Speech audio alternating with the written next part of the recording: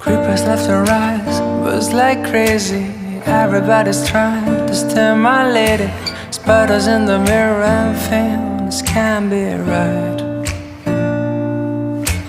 Back to the scene of a Friday night, to a blessed collision, still frozen tight. Spear drinkers, Cupid and the sound of her first chime. And why did you argue? We're dreaming of those eyes, the best part of my life. And when we make love, babe, the world don't make a sound.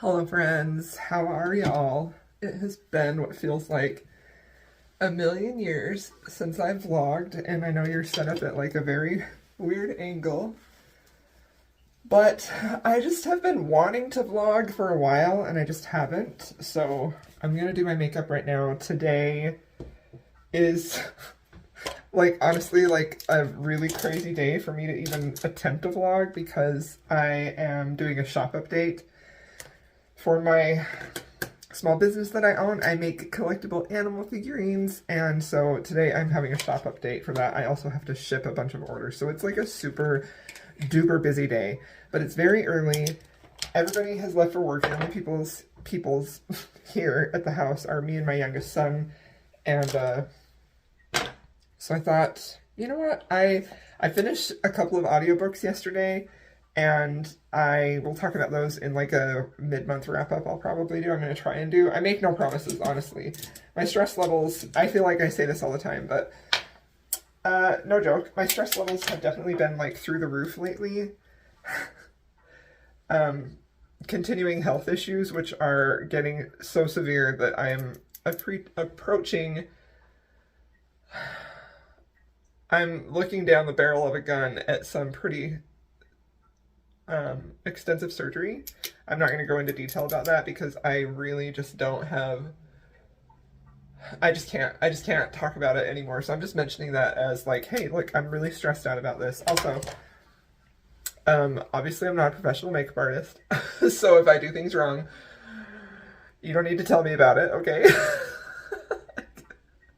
This vlog is so chaotic. It's just me literally talking and saying like, hey, don't be mean to me about this, and don't mention my health issues. Like, I apologize. I'm not saying, you can say whatever you want, but just be nice, please.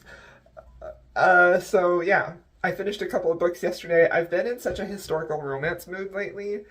It's been wonderful. I just have loved it. But then I don't even know why. For some reason, I like got on my library, my Libby app, and was looking for T. Kingfisher books because I remember.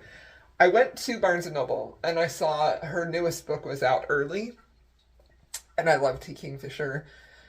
I think she typically writes cozy horror. That's what I've heard it described, and after reading a few of her cozy horrors, I would say yes, that's definitely the ticket. But she also writes fantasy. Some of her fantasies have a bit of romance in them. I would not at all call it like a fantasy romance. If you're thinking about fantasy romance in terms of TikTok romances, this is not it. But she's just such a delightful writer.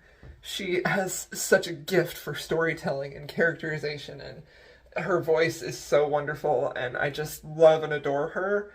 So I listened to a book on audio yesterday while I was working, finished it. I liked it. Like, I initially gave it 3 stars, but I feel like I'm probably going to, don't mind me getting out of frame and just gotta, check that I don't have splotchy foundation. But I gave it 3 stars, but I may change my rating because I really liked it. Although I didn't entirely... It's probably my least favorite book of hers that I've read, if I'm being honest. But anyway, so, and then I read a little short novella that I just had from Libby as well, that I listened to yesterday. It is Comfort Me with Apples, which is like a horror... I would call it literary horror because it's really, really a bit of a gut punch, makes you think about things and relationships of men and women, specifically husbands and wives, more than it is like blood and guts and gore and terrifying type of horror. I mean, it's unsettling for sure, and I think it's going to land in an unsettling way to a bunch of different people, but gosh, I love Catherine M. Valente. She's such an amazing writer. She writes stuff that is very symbolic, and at least I've read 2 books from hers, right? I've read Deathless, which is one of my favorite books of all time, and then I read Comfort Me with Apples, and both of them were beautifully written with spare but very deliberate prose, which is my absolute favorite.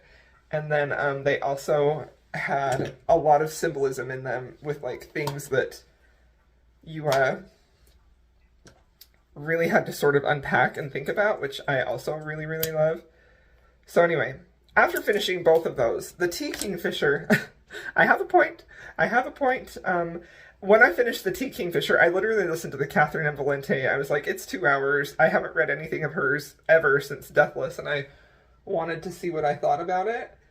So I listened to it, loved it, gave it 5 stars. And so when I was reading the Tea Kingfisher, which was A House with Good Bones, it was giving me vibes of...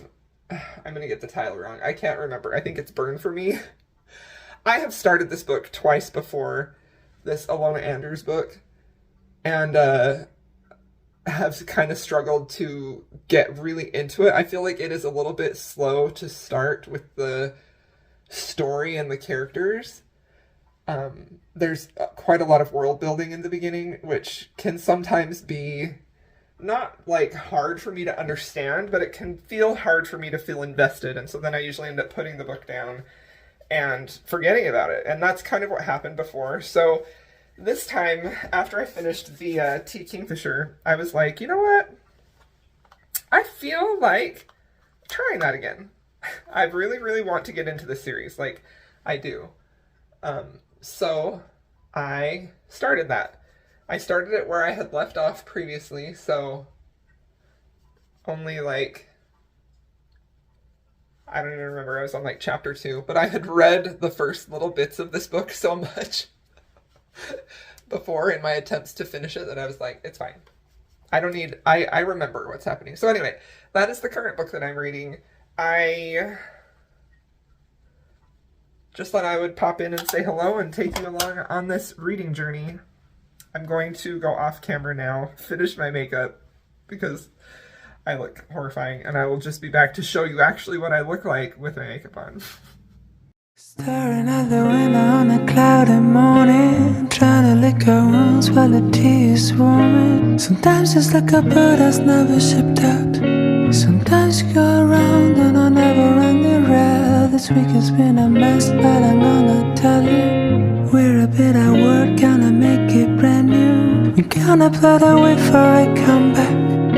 We all in this some time, and I promise you that. I promise you that. I promise you that.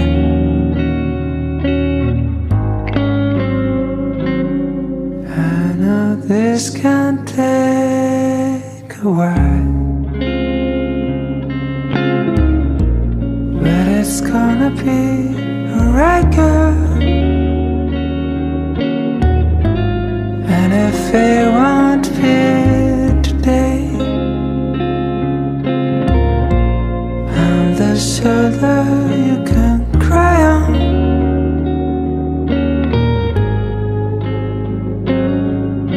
So cry if you wanna cry. Hi friends, it is Friday still.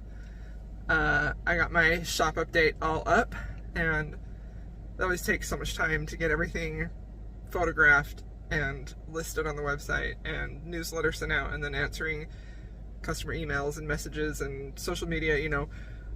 So I came to do a little workout, and it's so late, my husband's on his way home. So I think that I'm gonna go home and he and I will come back together later, hopefully. You know, I am so out of practice vlogging. I'm literally telling you like every thought that comes into my head. So thanks for being here, friends. But I didn't get much audiobook listening today because I needed like my brain to focus on the computer stuff.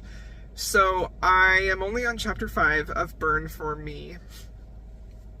And again, once again, I am just really having a hard time getting invested in this book. I'm having a hard time feeling like I care. And I know this is a much beloved series, and I know that it's a long-running series, and I know the world still has to be explored. So this book doesn't feel like it's got a really complicated world. I feel like the world is pretty straightforward.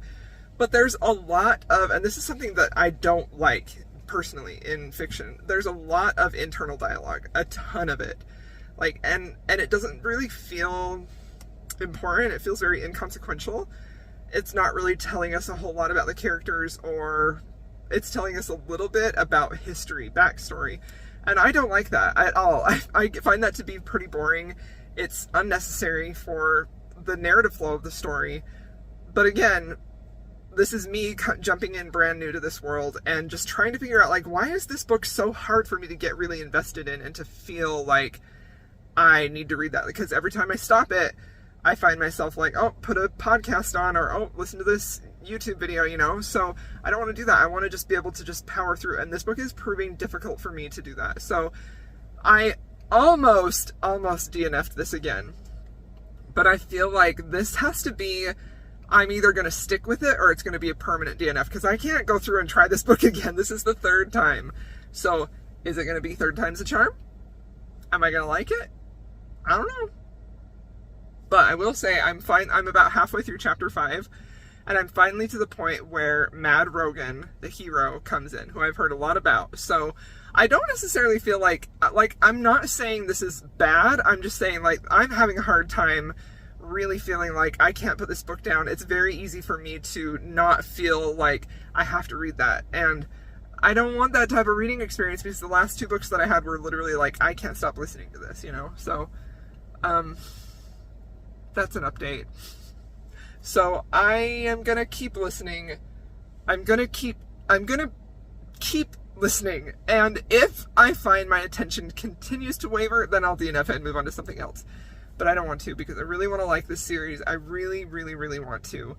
But I have a feeling that if that is the type of writing where there's just a lot of internal dialogue that really doesn't have anything to do with our characters in that moment, or the stakes of the characters, or the overall story, I just find myself checking out so badly. This is also something that happened in Crescent City, although it's not even near as severe in this as it was in Crescent City. So anyway, I'm going to keep reading. But, like, I feel like I finally have some time to read this weekend, and I don't want to waste it on a book that I'm just sort of, like, ambivalent towards. And that's how I feel about this. I feel very ambivalent, and I don't like that. So I'm going to give it a little bit longer, and we'll see. Sorry for the weird angle I'm holding you. My arm is getting tired. Hello. Look at you lucky people in my bathroom again while I finish my makeup. I am now 50%, a little over 50% through Burn for Me, and I'm really liking it now. So shortly after I talked to you last time, things started to happen when Mad Rogan came on, and that definitely did get me more interested.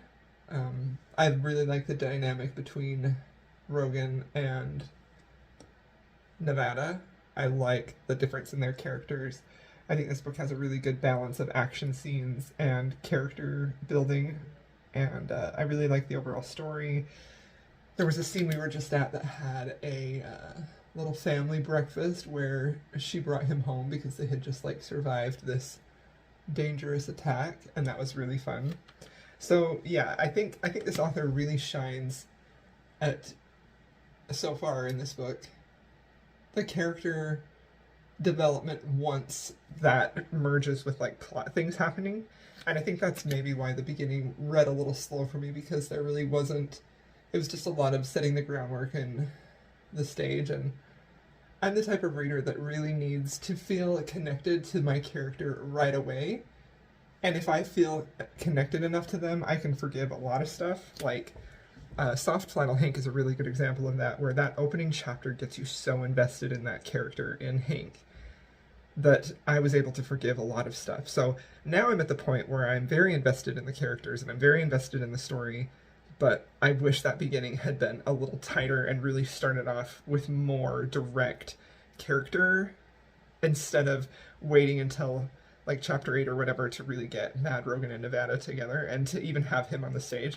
That would have worked better for me personally, but I still am really enjoying it a lot. So I'm going to keep listening, and I'll finally tell you what the book is about in a minute.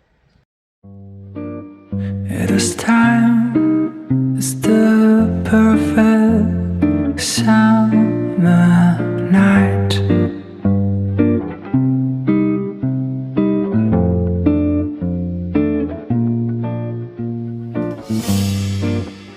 Those three words are spelled out in your eyes.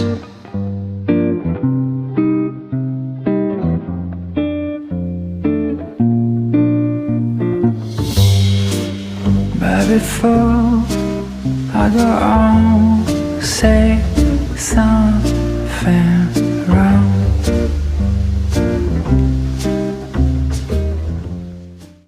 Hello friends, welcome back to the vlog. And I think I'm going to close the vlog here because I did finish Burn for Me. This is going to be a little bit of a shorter vlog and only like a day or two. But really, I just wanted to kind of dip my toe back into vlogging and see if this was something that I wanted to try and make more room for in my schedule, or how I would feel about it, I guess. I know I talked a lot about how stressed I am. I'm so sorry to just constantly be saying that. Like, I don't know how to escape it, but that is like a major reason why I haven't been making a ton of content. Like, sometimes I feel like I've also talked about this before, sometimes making content can be like stress relief, and really that's probably when you'll see like a lot of content from me, and other times it just feels like more added to my plate. So this time I kind of just wanted to see like how I felt about vlogging, because I haven't really, I'm so sorry for moving the camera all over, I haven't really been vlogging much lately. So another reason that I also haven't been vlogging is that I'm reading longer books and I'm reading slower. So in order to like make a vlog, I feel like it's got to be in a shorter time period. Also, I'm just not a super fast reader. So if I am only vlogging like 1 or 2 books, that's going to take me a while to get to. So anyway, let's move on to Burn for Me and my final thoughts on this. So I did finish this book and I liked it. I did like it. I think there were really good points in here, and I do see why everyone loves this book, this series, Mad Rogan. I get it. But there were some things that didn't quite work for me. So I ended up giving this 3 stars. And probably the 2 main detracting elements for me is the way that the world was told to us in the beginning, the way that it was like, you know, like I've said before, like all fantasy books, paranormal romance, you know, urban fantasy to a certain degree will require some type of vehicle from the author to the reader to get the information of the world to you. And this one was one that I just really don't like, when it's done all through like internal dialogue where our main character is thinking about parts of the world, and therefore we, the reader, are getting that information. And I feel like that to me seems a bit lazy as far as world building goes, because there's no reason for the character to really be thinking about that in detail at that moment. The only reason they are is so the author has a way to get us into the world. I personally prefer when it's either like an action scene or a character interaction for that to happen. And there were some of that here, but by and large, the first maybe 3 or 4 chapters were just completely, not completely, I'm generalizing, but it was more than to my taste. It just felt like way too much history was told to us, way too much of the world information was told to us as the character is thinking about it. And that is basically, you know, the elementary rule in fiction writing. It's telling us and not showing us. and that makes me feel a distance from the characters and a distance from the story, and I don't feel invested in reading it because I find it boring. Also, I feel like when information is relayed in that way, not only is it boring, but it always begs the question of, why do I care? Why do I care about this? And while we do have a pretty interesting and inciting incident in the beginning, you know, it doesn't necessarily super relate to our characters, who they are. It does in a way, but then again, we're thrown back into our character's thoughts for a large portion of the book, where she's just telling us this information about the world. So that was something that happened throughout this book, and I expect that future books in this series will not be as bad. Like, I'm pretty sure they won't be. I do plan to continue the series because I liked it. I definitely liked it, and I see the potential. A first book in a series is always difficult in that way, and honestly, like, I just reread Crescent City and found the same exact world-building issue there, only on a much bigger scale, and that just, I don't like that. It's a pet peeve of mine. To me, it conveys a sense of a little bit lazy writing, or a lot bit, and also it just prevents me from caring about the characters. It seems like this information may be needed, but this is the laziest possible way to get it to us. You're just telling us this information, so show me why this is important.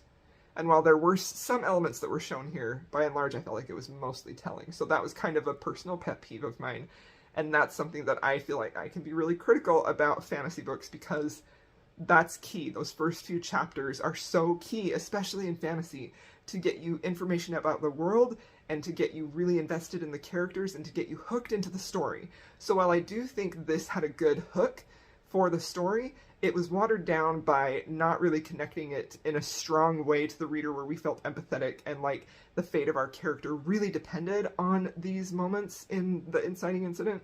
And it was also very much watered down by those moments of just, it was just a slog to get through some of the world information. So that was a detractor for me. Another big reason why this is a 3-star and not higher, like I kind of debated, is it 3.5, 4? It's not a 4-star for sure, and I don't even think it's a 3.5-star, but a large portion of this book is Nevada, the heroine, lusting and thirsting after Mad Rogan, like almost entirely. There's very little, very, very, very little, almost zero relationship building or reasons why they like each other than their attraction, and I think that's a very classic thing to happen in paranormal romance, and I think specifically in urban fantasy, for the attraction to be the catalyst that draws our couple together. But it was disappointing for me because it just felt like Nevada is created to be such a strong, intelligent character, and she's powerful in her own right. You know, she can tell when people are lying. She's just a really bad A character, and I really like her. And it just seemed to be the way that she was constantly lusting and thirsting after Mad Rogan. It seemed to diminish her character, and I think it weakened her a lot. So a little bit of that is fine. Obviously, I want my characters, specifically when we have a very alpha, strong hero, and a heroine who's also strong, like, I want them to have chemistry. I really do. But this just leaned too much into that and not enough on, why do you even like him? You're just lusting after him nonstop. So those are two things that, again, if you've watched my videos, if you've heard me talk about books, you know those are two things that I personally have, like, a very low tolerance for. I don't want the relationship driving factor to be their attraction and their lust, and I don't want the fantasy world to be info dumped like this. Like, those are two of my pet peeves. So those two things really bothered me, and those are really why I made it a 3-star. So the overall plot, I know, in my last clip of the vlog, I'm finally telling you. So this is an urban fantasy, and the magic in this world is created from, like, this serum. I think it was like 150 years earlier, a serum was created by scientists, so some of the population has magic powers, and there are some of them that are called primes, which are, like, the most powerful, very powerful. Like, Mad Rogan is a prime, and he's so powerful he could, like, decimate a city with, you know, very little effort.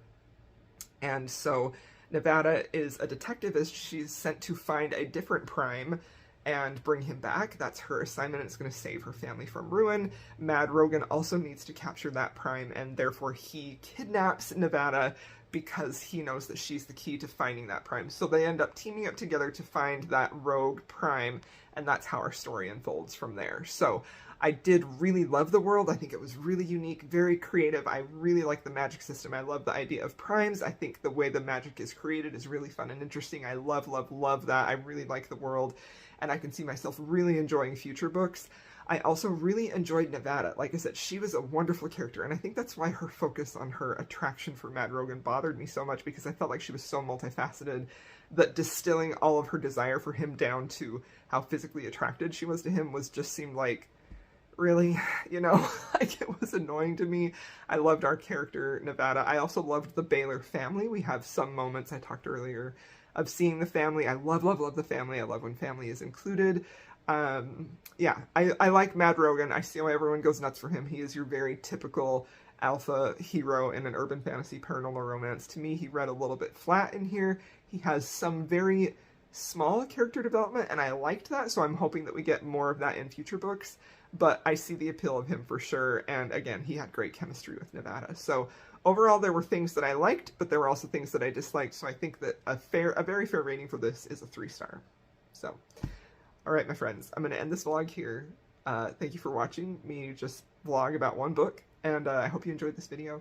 If you've made it this far, please feel free to leave me an apple, because school starts soon. And I'll see y'all in my next video.